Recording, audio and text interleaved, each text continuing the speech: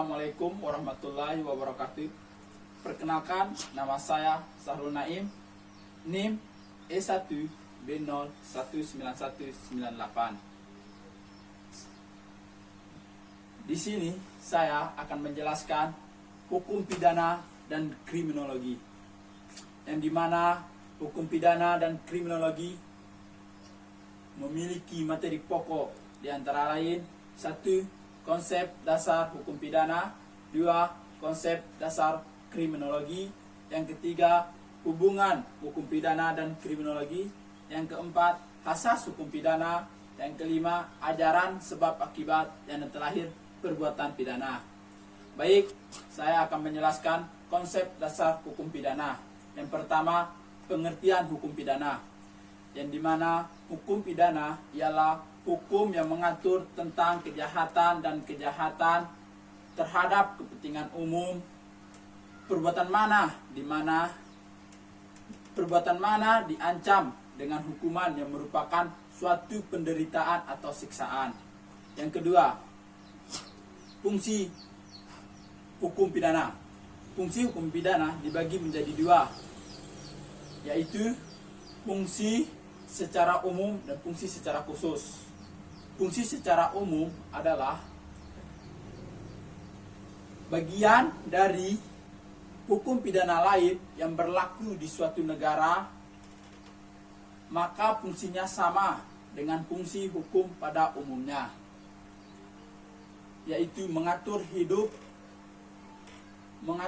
hidup kemasyarakatan atau menyelenggarakan tata hidup dalam masyarakat.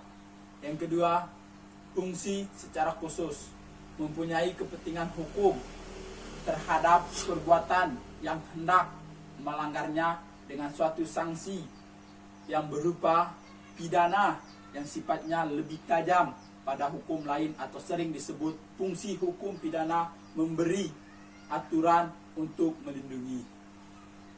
Yang ketiga, sifat hukum pidana. Ada pendapat dari para sejarawan hukum Indonesia mengenai sifat hukum pidana. Menurut Dr. E. Utrecht berpendapat bahwa hukum pidana memberikan suatu kondisi istimewa atas baik pelanggaran kaidah hukum pidana maupun asas pelanggaran kaidah hukum politik yang telah ada. Oleh karena itu, hukum pidana mempunyai suatu kedudukan tersendiri. Pidana. 1. Hukum pidana tertulis dan tidak tertulis. Hukum pidana tertulis yaitu hukum yang telah tercantum dalam peraturan perundang-undangan.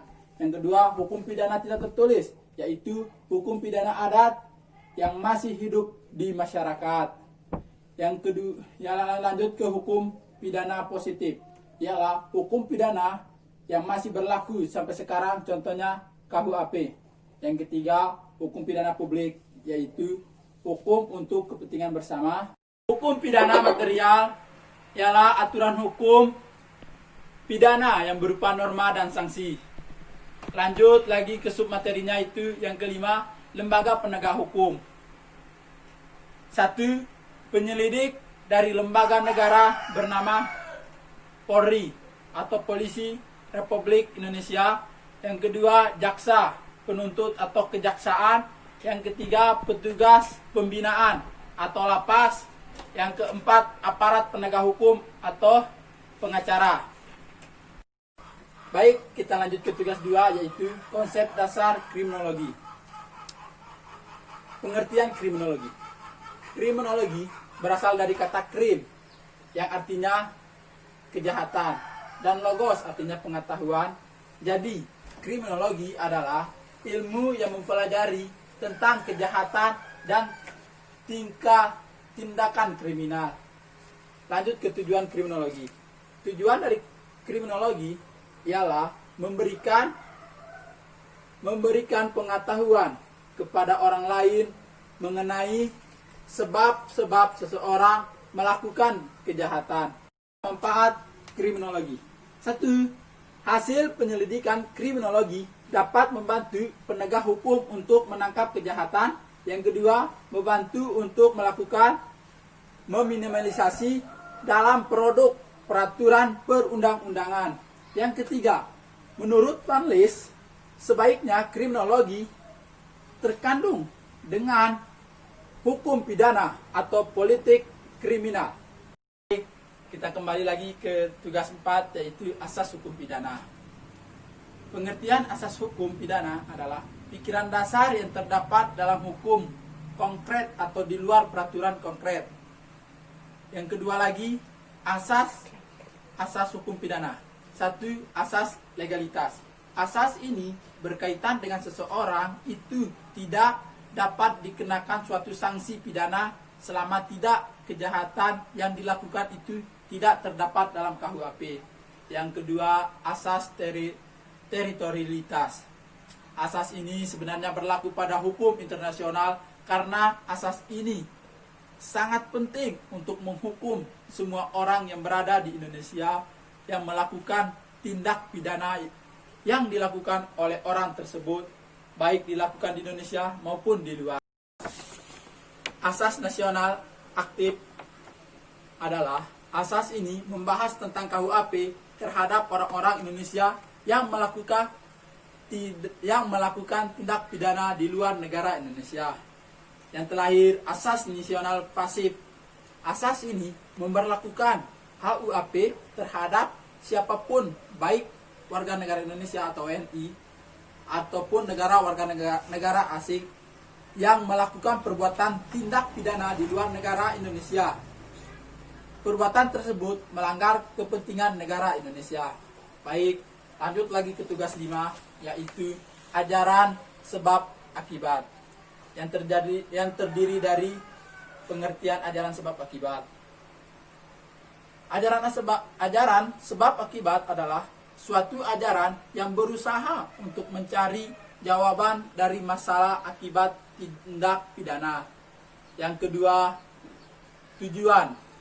tujuannya ialah untuk menentukan hubungan antara sebab akibat, yang berarti menentukan ada atau tidaknya tindak pidana, dan untuk menentukan pertanggungjawaban pidana seseorang atas suatu akibat tertentu yang berupa suatu tindak pidana.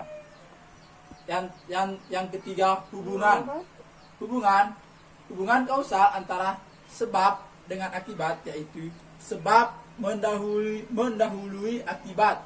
Sebab berhubungan akibat dan tidak ada penjelasan lain yang menjelaskan akibat selain akibat. Pasal 19.4 KUHP berbunyi, jika perbuatan itu mengakibatkan orang mati yang bersalah diancam dengan pidana penjara seumur hidup atau pidana penjara selama waktu tertentu paling lama 20 tahun. Yang rumusan sebab akibat dalam KUHP yang berbunyi pasal 358 KUHP.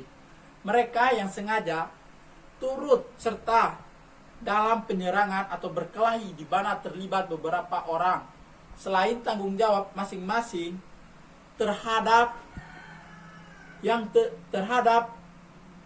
apa yang khusus dilakukan olehnya diancam 1.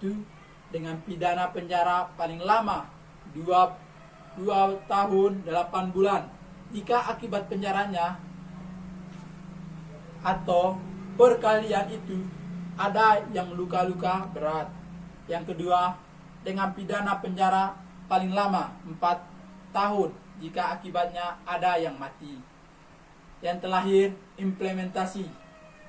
implementasi ajaran sebab akibat dalam praktik hukum sangat terkait dengan penerapan hakim dalam pengambilan keputusan, karena dalam pengambilan keputusan seseorang hakim selalu dihubungkan dengan ajaran sebab akibat. Kita lanjut lagi ke tugas 6 tentang perbuatan pidana. Pengertian perbuatan pidana ialah suatu penderitaan yang sengaja dijatuhkan atau diberikan oleh negara pada seseorang atau beberapa orang sebagai akibat hukum dalam atau sanksi baginya atas perbuatannya yang telah melanggar larangan hukum pidana. Yang kedua, unsur-unsur subjektif. Unsur-unsur subjektif ialah perbuatan pidana yang melekat pada diri si pelaku. Dengan demikian, unsur subjektif perbuatan pidana adalah unsur yang melekat pada pelaku perbuatan pidana.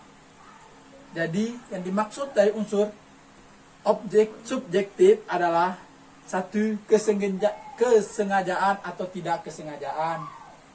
Lanjut lagi ke unsur-unsur objektif, ialah unsur-unsur yang ada hubungannya dengan keadaan-keadaan, yaitu di dalam keadaan mana tindakan dari si pelaku yang dilakukan. Unsur objektif yang di dalamnya unsur-unsur objektif ialah sifat melanggar hukum. Dari presentasi saya, mohon maaf jika ada salah kata, tutur kata. Wabillahi taufiq hidayah. Wassalamualaikum warahmatullahi wabarakatuh.